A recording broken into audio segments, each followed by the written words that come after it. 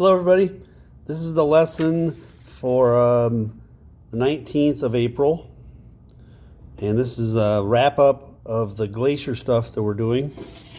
We have a quiz tomorrow on this.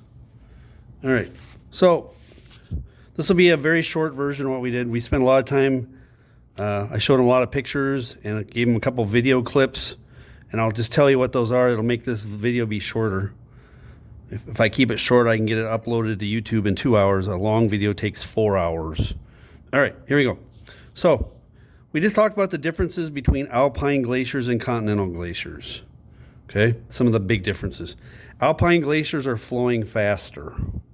Okay, the world record fastest glacier, according to Google, was one of them goes about 150 feet a day.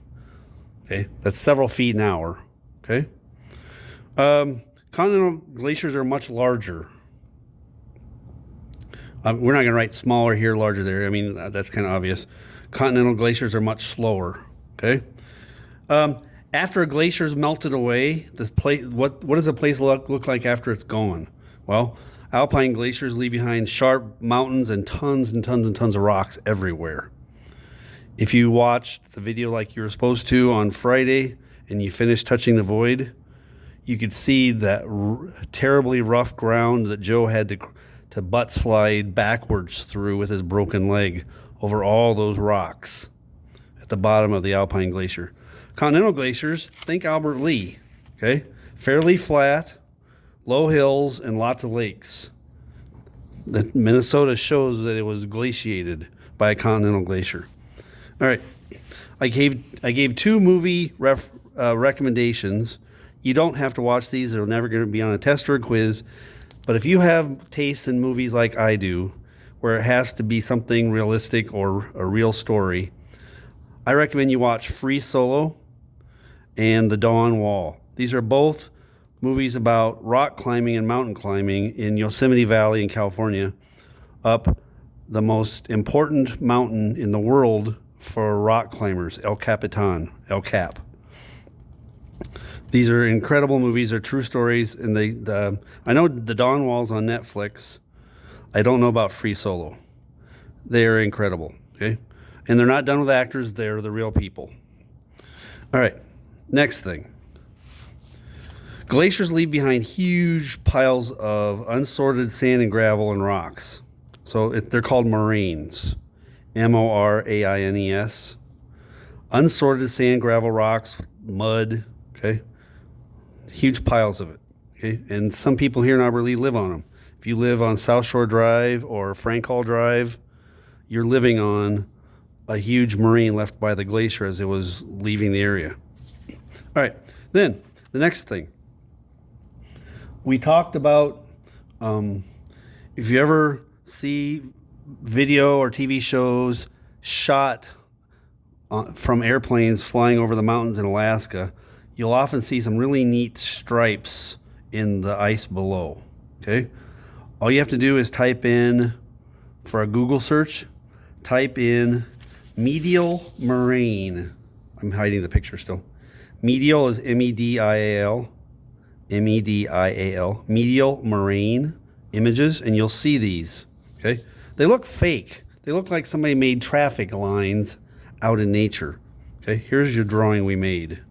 Okay, here's a sharp mountain, made sharp because it's been attacked by a glacier from this way and a glacier from this way. These are Alpine glaciers. I'm about ready to sneeze. I'm going to hit pause. All right, I'm back. So this Alpine glacier is going this way. This Alpine glacier is coming this way, and they've merged. And the sharp mountain is stuck there in between. And the rocks that have been pulled off this mountain and the other mountains up farther up this way, they've all been dragged along here, dragged, okay? This is piles of rock, piles of rock. Look what happens when these two glaciers merge. There's a great big new line right down the middle. Notice the big glacier here. This is about twice as wide as it used to be because you had two glaciers merge.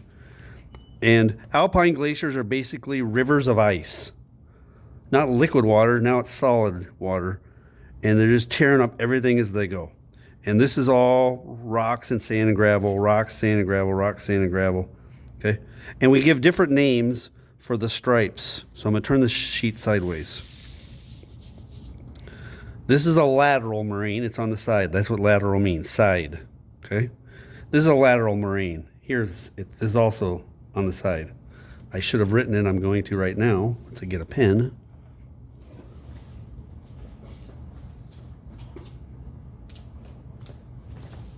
This is a lateral marine. And this is a lateral marine. But it changes when they join right here, and it continues to go down. Now it's in the middle. It's called a medial marine. It's like a median in the middle of a divided highway. Median or medial. Okay. So make sure you Google medial marine so you can see what these look like from a photo. I'm going to ask you a couple of questions on the quiz tomorrow about them. All right. This says medial, where two lateral marines met. All right, next thing.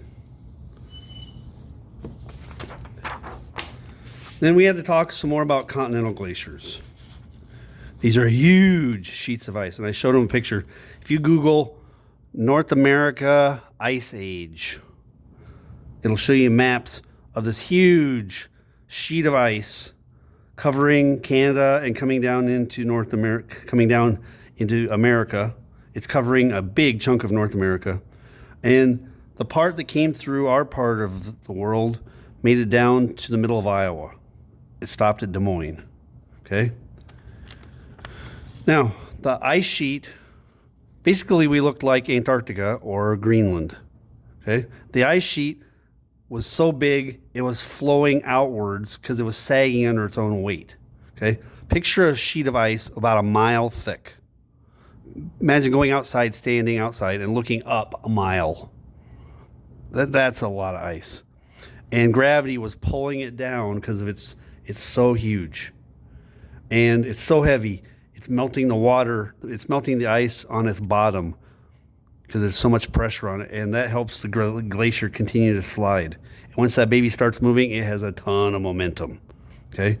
And it would stop when it hit the ocean, or it would stop when it got to the point where it had gone so far south that the temperatures were able to melt it.